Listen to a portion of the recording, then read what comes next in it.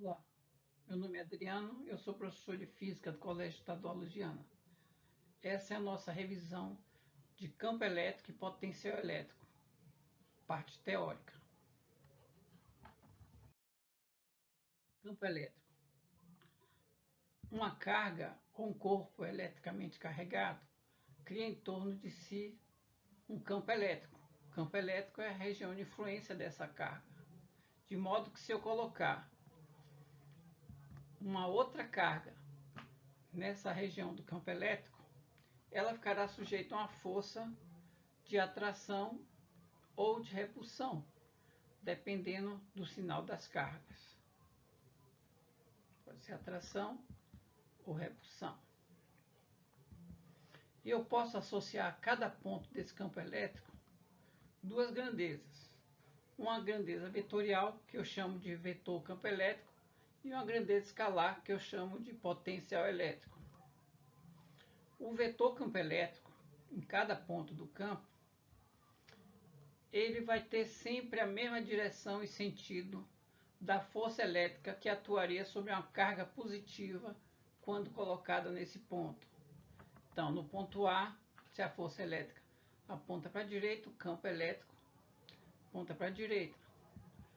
No ponto B, se eu colocar uma carga positiva aí, a força sobre ela é para baixo. Então, o campo elétrico aponta para baixo. No ponto C, a mesma coisa. Se eu colocar aí uma carga positiva, a força vai ter essa direção aí radial, nesse sentido. Bom, eu posso associar também uma grandeza escalar chamada de potencial elétrico daquele local. Então, no ponto A, eu tenho um potencial elétrico VA. No ponto B, um potencial elétrico VB. No ponto C, um potencial elétrico VC. O campo elétrico ele é medido em Newton por Coulomb ou volts por metro. O potencial elétrico do local, de cada ponto, é dado em volts, que eu represento com a letra V.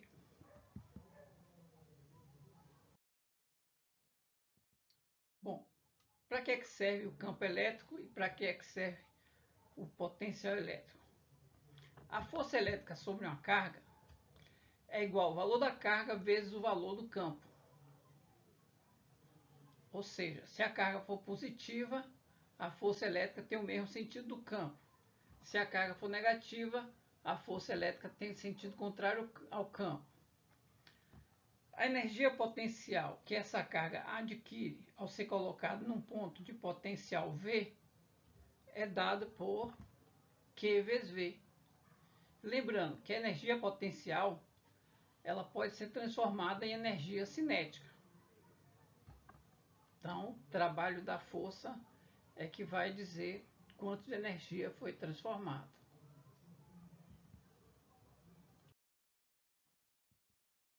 Linhas de força. Usamos linhas de força para representar um campo elétrico. Então, aqui eu tenho um exemplo de uma linha de força. É uma linha com a setinha aqui. Essa setinha lhe dá o sentido do campo elétrico. Então, em cada ponto dessa linha, o vetor campo elétrico ele é tangente a essa linha. E tem o sentido da orientação da linha de força.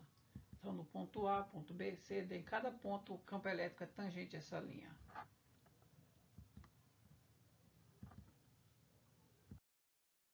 Linha de força e superfícies equipotenciais geradas por cargas pontiformes. Se eu tenho uma carga positiva, né, eu sei que ela vai produzir em cada ponto em torno dela um vetor campo elétrico de afastamento. Eu não tenho como desenhar todos os vetores de campo elétrico em torno dessa carga. Então eu uso linhas de força para representar o campo elétrico. No caso aí, as linhas de força são de afastamento.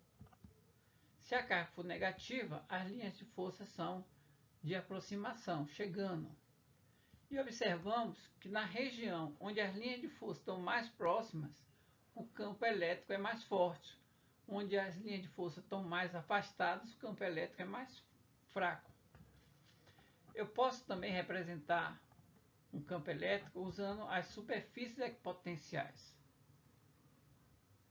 As superfícies equipotenciais são superfícies que têm potenciais iguais. Então aqui eu tenho uma, duas, três superfícies equipotenciais representadas por três esferas. Bom, e eu tenho alguns pontos nessa superfície. Nesse ponto C, ela é de potencial VC. No ponto A, tem potencial VA. No ponto B, potencial VB. O ponto B e o ponto A estão na mesma superfície, logo eles possuem o mesmo potencial. Já o ponto C está mais próximo da carga, logo o potencial de C é maior que de A. Além disso, no sentido do campo elétrico, os potenciais elétricos vão diminuindo. Então, a VC é maior do que VA.